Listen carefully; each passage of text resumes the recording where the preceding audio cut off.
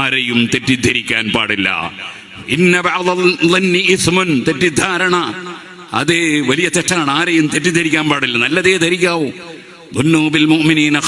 മുഅ്മിനീങ്ങളെ കൊണ്ട് നല്ലതേ വിചാരിക്കും. നിങ്ങൾക്കറിയില്ലേ ഫത്ഹുൽ മുഈൻ ഫിഖ്ഹ് എങ്ങനെയാണ് നല്ലതേ വിചാരിക്കണമെന്നല്ലേ? ഒരു പൂച്ച അത് എലിയിൽ പിടിക്കുന്നത് കണ്ട് അതേ അതിൻ്റെ മീശയമേലും താടിയമേലും ഒക്കെ എന്തായി സുബ്ഹാനല്ലാഹ് നജസായി. അത് നമ്മളെന്ന് വിട്ട് പുറത്തു പോയിട്ട് കുറെ കഴിഞ്ഞിട്ട് അത് തിരിച്ചു വന്നു. പോയ സ്ഥലത്ത് വലിയൊരു കുളമുണ്ട്. ഇനി ആ പൂച്ച വന്നാൽ ഫിഖ്ഹ് അനുസരിച്ച് തന്നെ ബക്കറ്റിലെ വെള്ളത്തിൽ മുഖം കുത്തിയാൽ ആ വെള്ളത്തിന് കുഴപ്പമൊന്നുമില്ല. കാരണം അത് പോയ സമയത്ത് നന്നായിട്ട് മുഖമൊക്കെ കഴുകി ഒതുവെല്ലാം എടുത്ത് വന്നതായിരിക്കും എന്ന് വിചാരിക്കുക. പൂച്ചനെ പറ്റുമെന്നല്ല വിചാരിക്കുക.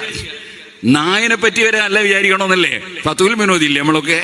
എന്താണ് നായനെ പറ്റി അല്ലേ വിചാരിക്കല്? നമ്മൾ കയറി ചെല്ലുമ്പോൾ ഒരു ബക്കറ്റിൽ നിന്ന് നായ എങ്ങനെ തലപൊക്കുന്നു. ആ നായ എങ്ങനെ തലപൊക്കുന്നുണ്ട്, പക്ഷെ വെള്ളം തൊടുന്നത് കണ്ടിട്ടില്ല. നായ ബക്കറ്റിൽ നിന്ന് തല ഇങ്ങനെ പൊക്കുന്നത് കണ്ടു. എന്നാ വെള്ളം ഉപയോഗിക്കാൻ പറ്റുമോ? ഫത്ഹുൽ പറഞ്ഞതിന് കുഴപ്പമൊന്നുമില്ല. കാരണം നായ തൊടുന്നത് നമ്മൾ കണ്ടിട്ടില്ലല്ലോ. നായനെ പറ്റി അല്ലേ വിചാരിച്ചൂടെ?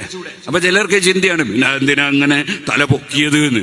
നിങ്ങളിൽ എത്ര കിണറ്റിൽ ഇങ്ങനെ നോക്കലുണ്ട്, എത്ര ലിറ്റർ വെള്ളം ഉണ്ട് നോക്കിയതായിരിക്കും നായനെ പറ്റി അങ്ങനെ നല്ല വിചാരിച്ചൂടെ? അപ്പൊ നല്ലത് വിചാരിക്കാൻ കഴിയാത്തവൻ എങ്ങനെ സൂഫിയാകല്, എങ്ങനെ തസൗഫാകല്, എങ്ങനെ ഫിഖ്ഹാകല്? ഒന്നും ഉണ്ടാവില്ല, ദീനന്നെ ഉണ്ടാവില്ല. അപ്പൊ യാ അയ്യുഹല്ലദീന ആമനൂ ഇജ്തനിബൂ കസീറൻ മിനൽ ളന്നി ഇന്ന ബഅദൽ ളന്നി ഇസ്മുൻ വലാ